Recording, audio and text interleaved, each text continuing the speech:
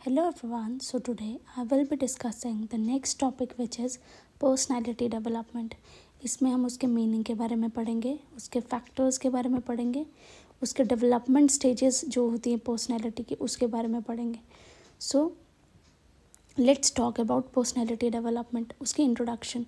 तो personality development जो है वो एक ऐसा प्रोसेस है जिसकी वजह से एक इंडिविजुअल के थॉट्स, बिहेवियर, एटीट्यूड जो है वो शेप होता है, जिसकी वजह से वो ज़्यादा कॉन्फिडेंट बनता है और एक इफ़ेक्टिव इंडिविजुअल बनता है.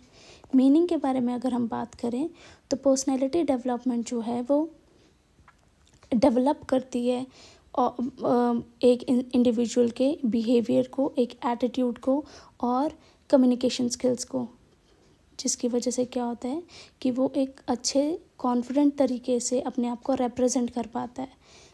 पर्सनैलिटी डेवलपमेंट जो उसका एम बेसिकली ये है कि सेल्फ अवेयरनेस क्रिएट करवाना, कॉन्फिडेंस क्रिएट करना एक इंडिविजुअल में, सोशल अडेप्टेबिलिटी अनेबलिंग इंडिविजुअल ताकि वो अपनी लाइफ के चैलेंजेस को नेविगेट कर पाए. So we can say that personality development is the process of shaping one's thoughts, behavior and attitude to become a more confident and effective individual.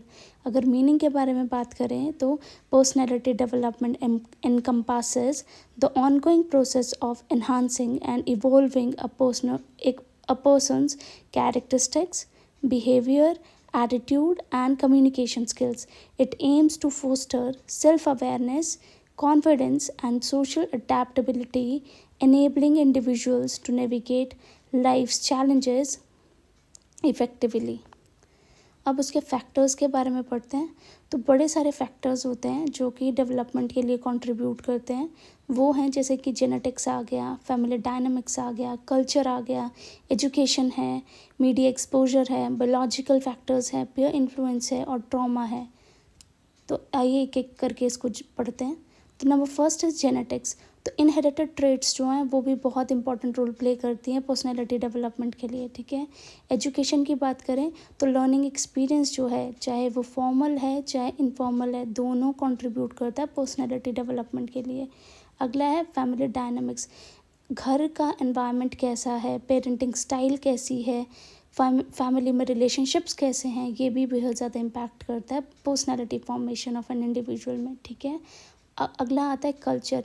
जैसे कि society के नॉर्म्स क्या हैं, वैल्यूज़ क्या हैं, बिलीव्स क्या हैं, ये भी इंडिविजुअल को हेल्प करता है ताकि वो अपनी पर्सनैलिटी कैसे डेवलप करवाता है और कैसे वो दुनिया को और अपने आप को देखता है, परसीव करता है. नेक्स्ट है ट्रॉमा. ट्रॉमेटिक एक्सपीरियंसेस भी कुछ ऐसे होते हैं जो कि पर्सनैलिटी के ऊपर बहुत बड़ा एक इफ़ेक्ट डालते हैं, जिसकी वजह से वो लॉन्ग टर्म के लिए साइकोलॉजिकल चैलेंजेस जो है वो देख सकता है, लीड करता है. ठीक है. तो अगर ट्रॉमेटिक एक्सपीरियंसेस होंगे तो बंदे की पर्सनैलिटी जो है वो अच्छी नहीं हो पाती है. अगला है पीयर इन्फ्लुएंस. पीयर इन्फ्लुएंस का मतलब है कि जो आसपास जो अपने ही एज ग्रुप के जो इंडिविजुअल्स होते हैं उनके साथ जो इंटरेक्शन होता है, सोशल ग्रुप के साथ जो इंटरेक्शन होता है, वो भी इंडिविजुअल की पर्सनैलिटी को शेप करता है. अगला है बायोलॉजिकल फैक्टर्स. इसमें क्या आता है, इंडिविजुअल की फ़िज़िकल हेल्थ कैसी है, न्यूरोलॉजिकल डेवलपमेंट कैसी है, हार्मोनल इन्फ्लुएंस कैसा है, ये भी पर्सनैलिटी को इफ़ेक्ट करते हैं. नेक्स्ट है media exposure.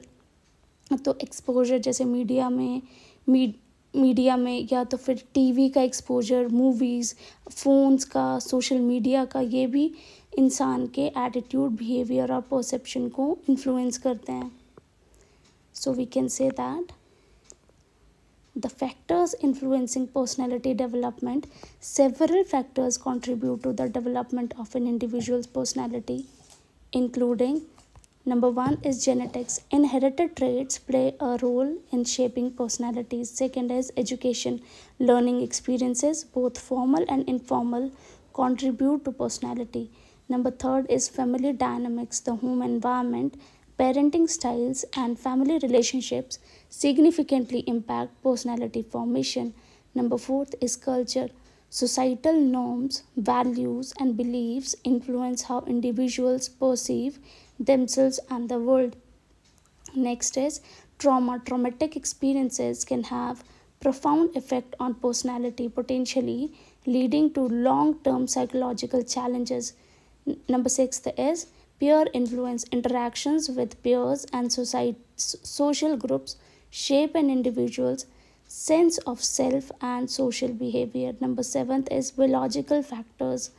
Physical health, neurological development, and hormonal influences can affect personality. Number eight is media exposure. Exposure to media, including TV, movies, and social media, can influence attitude, behavior, and perception of an individual. अगली बात करते हैं फ्रूइड stages of personality development.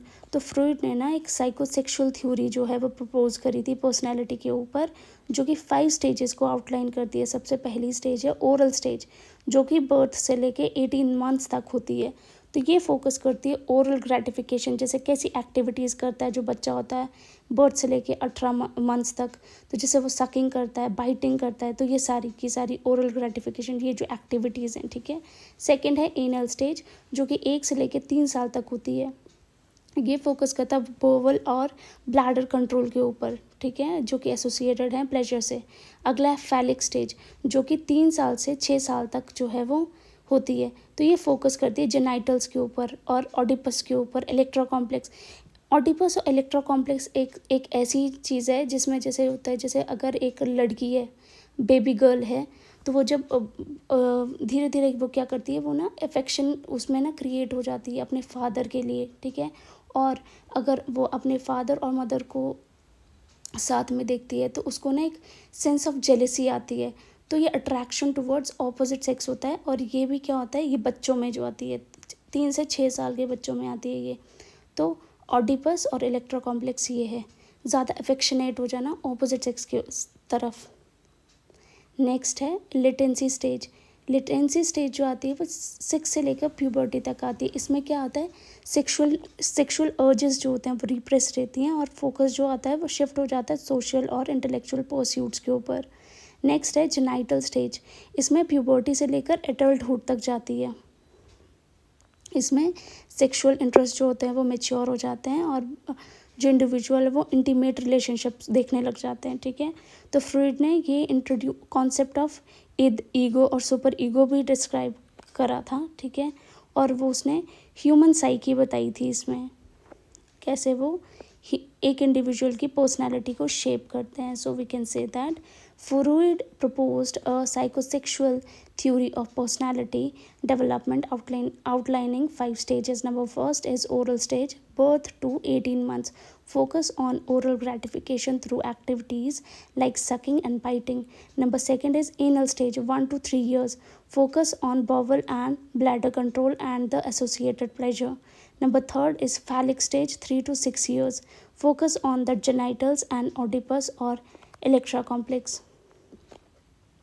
Fourth one is latency stage, 6 to puberty. Sexual urges are repressed and focus shifts to social and intellectual pursuits. Number fifth is genital stage, puberty to adulthood. Sexual interest mature and individuals seek intimate relationships. Freud also introduced the concept of the id, ego, and superego to describe the components of human psyche and their interplay in shaping personality. Next one is Allport's trait theory of personality. तो जो Gordon Alport थे उन्होंने focus किया concept of traits के ऊपर और उन्होंने बोला कि ये बिल्डिंग ब्लॉक्स हैं पर्सनालिटी के. तो उन्होंने 3 लेवल्स जो हैं वो प्रपोज किए थे. फर्स्ट है कार्डिनल ट्रेट, सेकेंड है सेंट्रल और थर्ड है secondary trait. First cardinal trait के बारे में बात करते हैं तो ये डोमिनेंट ट्रेट है जो कि इन्फ्लुएंस करता है बहुत सारे एस्पेक्ट्स एक इंडिविजुअल के बिहेवियर के, ठीक है. सेंट्रल ट्रेट आता है जिसमें जनरल कैरेक्टरिस्टिक्स जो है वो डिस्क्राइब करते हैं एक इंडिविजुअल की पर्सनैलिटी को, जैसे कि ऑनेस्टी है, लॉयल्टी है या इंटेलिजेंसी है. और अगला आता है सेकेंडरी ट्रेट. इसमें लेस कंसिस्टेंट ट्रेट आते हैं जो कि इन्फ्लुएंस होते हैं बाय स्पेसिफिक कंडीशंस या सिचुएशंस. तो हम बोल सकते हैं कि एलपोर्ट जो है उन्होंने एम्फोसाइज किया एक इंडिविजुअल की यूनिक कॉम्बिनेशन ऑफ ट्रेट्स को, ठीक है, ताकि वो ये सारी की सारी जो कॉम्बिनेशंस हैं, ट्रेट्स हैं, उनकी कॉम्बिनेशन से एक ओवरऑल पर्सनालिटी जो है वो इंडिविजुअल की डेवलप होती है. So we can say that Alport's trait theory of personality. Gordon Allport focused on the concept of traits as the building blocks of personality. He proposed three levels of traits. Number first is cardinal trait, dominant trait that influence most aspects of a person's behavior. Second is central traits, general characteristics that describe a person's personality. Example, honest, loyal, intelligent. Number third is secondary traits, less consistent traits that are influenced by specific situations. Allport emphasized that individuals have a unique combination of traits that contribute to their overall personality. With this, I end my topic here itself. Thank you so much.